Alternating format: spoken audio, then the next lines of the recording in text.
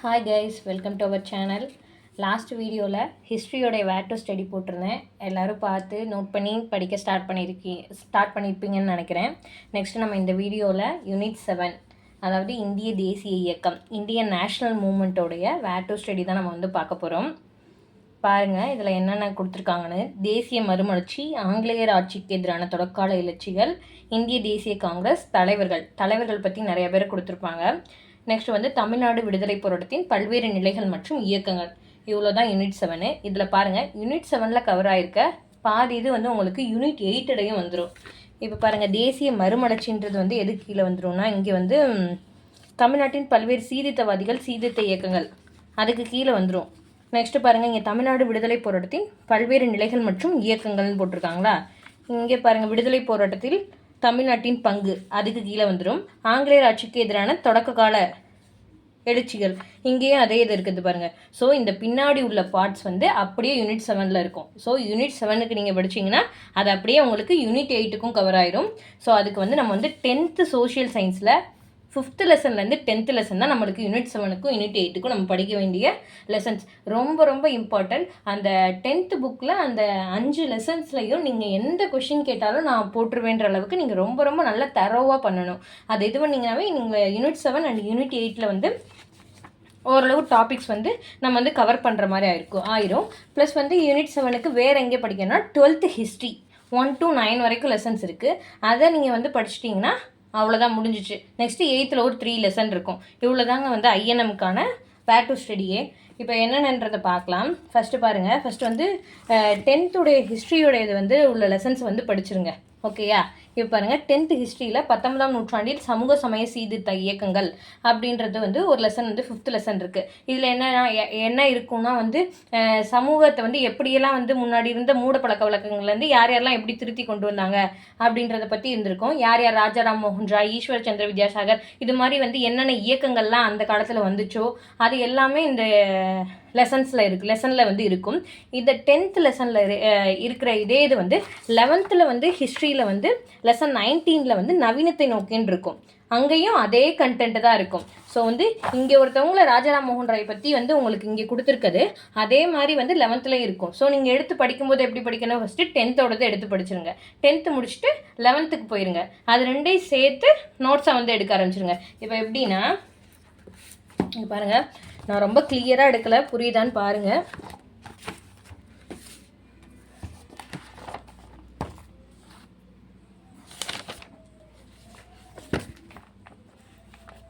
இங்கே பாருங்கள் சமூக சீர்திருத்த இயக்கங்கள் அதான் 10th அந்த லெசனில் வரும். ராஜாராம் மோகன் ராய் பற்றி ஃபஸ்ட்டு கொடுத்துருப்பாங்க. அவரை பற்றின டீட்டெயில்ஸ் எல்லாம் 10th புக்கில் என்னென்ன கொடுத்துருந்தாங்களோ, என்னென்ன இயர் அவர் என்னென்ன பண்ணியிருக்காரோ அதை எல்லாத்தையுமே எடுத்து எழுதிட்டேன். அதே மாதிரி அடுத்து வந்து இந்த 10th வந்து இப்போ ராஜாராம் 10th ஃபுல்லுனாலும் அந்த 10th 5th லெசன் ஃபுல்லாக உட்காந்து படிக்காதீங்க. இப்போ ராஜாராம் மோகன் ராய்னா அவருடைய பாட்டை மட்டும் படிச்சுக்கோங்க. படித்து வச்சுட்டு பக்கத்தில் 11th புக் எடுத்து வச்சுக்கோங்க. 11th ஹிஸ்ட்ரியில் 19 லெசன்ஸை வந்து எடுத்து வச்சுக்கோங்க. அதில் போய் ராஜாராம் மோகன் ராய் பற்றி கொடுத்துருப்பாங்க. ஸோ அதில் வந்து அவரை பற்றி என்னென்ன சொல்லியிருக்காங்க அப்படின்றத நீங்கள் படிச்சுட்டு ரெண்டையும் கம்பைன் பண்ணி ஒரு இடத்துல எழுதிக்கோங்க. அப்போ உங்களுக்கு அவர் நீங்கள் அப்படி படிக்கும்போதுமே உடனே நீங்கள் 10th எடுத்து ஃபஸ்ட் எழுதிட்டு அடுத்து 11th எடுத்து எழுதக்கூடாது. இல்லை 10th என்னென்ன அவரை பற்றி சொல்லியிருக்காங்கன்றத ஃபஸ்ட்டு வந்து நல்லா வந்து ரீட் பண்ணி பார்த்துக்கோங்க.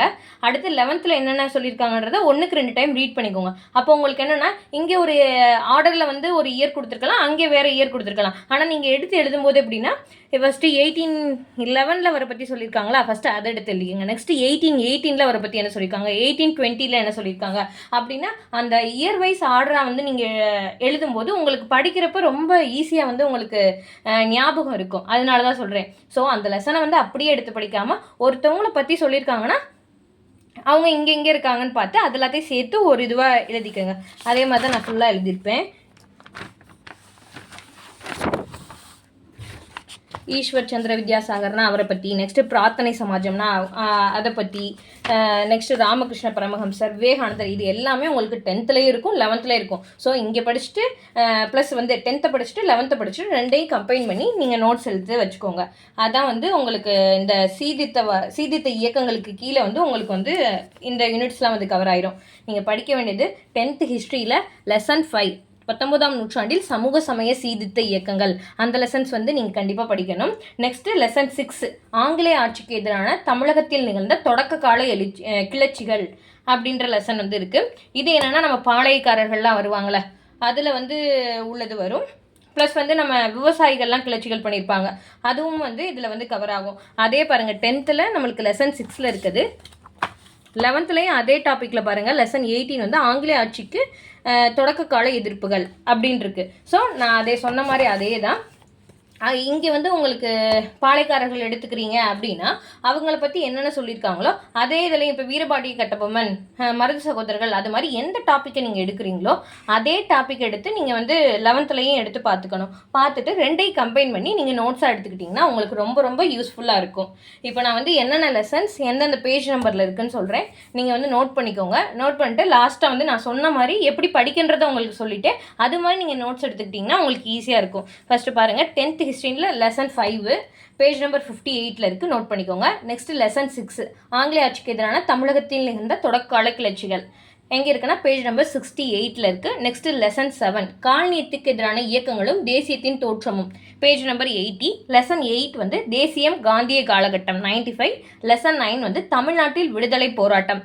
லெசன் 10 வந்து தமிழ்நாட்டில் சமூக மாற்றங்கள். இந்த 2 லெசனுமே உங்களுக்கு வந்து யூனிட் 8 வந்து கவர் ஆகும். ஸோ நீங்கள் 10th லெசன் 5லேருந்து லெசன் 10 வரைக்கும் சோஷியல் சயின்ஸை நீங்கள் என்ன கேட்டாலும் நான் கொஷின் வந்து கரெக்டாக எழுதுவேன்ற மாதிரி நீங்கள் வந்து கண்டிப்பாக படித்து வச்சுருங்க. அதே மாதிரி நெக்ஸ்ட் 8th ஒரு 3 லெசன் படிக்கணும். 8th ஹிஸ்ட்ரியில் லெசன் 2 வந்து வர்த்தகத்திலேருந்து பேரரசு வரை. லெசன் 3 வந்து கிராம சமூகமும் வாழ்க்கை முறையும். லெசன் 4 வந்து மக்களின் புரட்சி, இங்கே விவசாயிகள்லாம் கிளர்ச்சி பண்ணுறது இருக்கும். அதே தான் இங்கே தொடக்க கால கிளர்ச்சிகளையும் உங்களுக்கு வந்திருக்கும். ஸோ நீங்கள் 8th 10th 11th எங்கெங்கே இருக்குதோ அது எல்லாத்தையும் கம்பைன் பண்ணி ஒன்றா வந்து நோட்ஸ் எடுத்து வச்சுக்கோங்க. நெக்ஸ்ட்டு பாருங்கள் 12th. நீங்கள் வந்து 10th வரைக்கும் படித்தா போதும், 12th வந்து எதுக்கு எனக்கு டைம் இருக்காது அப்படின்னு நீங்கள் நினைக்காதீங்க. எப்படியாவது நீங்கள் கவர் பண்ணதுக்கு வந்து முயற்சி பண்ணுங்கள். ஏன்னா வந்து இங்கே கொடுத்துருக்காங்க நிறையா தலைவர்கள் பற்றி கொடுத்துருக்காங்க. தலைவர்கள் எல்லாரையும் பற்றி நம்ம வந்து நீங்கள் 12th வந்து படிச்சிங்கன்னா தான் ஒவ்வொரு தலைவர்கள்னு வந்து டாபிக் வந்து மென்ஷன் பண்ணி கொடுத்துருக்க மாட்டாங்க. அது நீங்கள் அந்த 9th லெசன் 9 லெசனையும் நீங்கள் படிச்சிங்கன்னா அங்கங்கே கொஞ்சம் கொஞ்சமாக இப்போ அன்னிபெசன்னா அவங்க என்ன பண்ணியிருக்காங்க அதை பற்றி சொல்லியிருப்பாங்க, பாரதியாரை பற்றி சொல்லியிருப்பாங்க, பகத்சிங் பற்றி சொல்லியிருப்பாங்க, வஉசி பற்றி சொல்லியிருப்பாங்க. ஸோ எல்லாத்தையுமே நீங்கள் வந்து அந்த 1 to 9 லெசன் படிக்கிறனால தான் நீங்கள் வந்து அவங்க இந்த தலைவர்களை வந்து நீங்கள் வந்து கவர் பண்ண முடியும். இப்போ லாஸ்ட் Group 4 2024 கூட வஉசி வந்து அவருடைய கப்பல் வந்து கம்பெனி வந்து ஸ்டார்ட் பண்ணுறதுக்கு வந்து எவ்வளோ வந்து முதலீடு பண்ணார் அப்படின்றது வந்து எங்கே இருக்குன்னா நம்மளுக்கு 12th தான் இருக்குது. 12th எந்த லெசனில் இருக்குது? செகண்ட் லெசனில் இருக்குது. 12th செகண்ட் லெசனில் தான் இருக்குது. பாருங்கள் இங்கே கூட கொடுத்துருக்காங்க பாருங்கள்.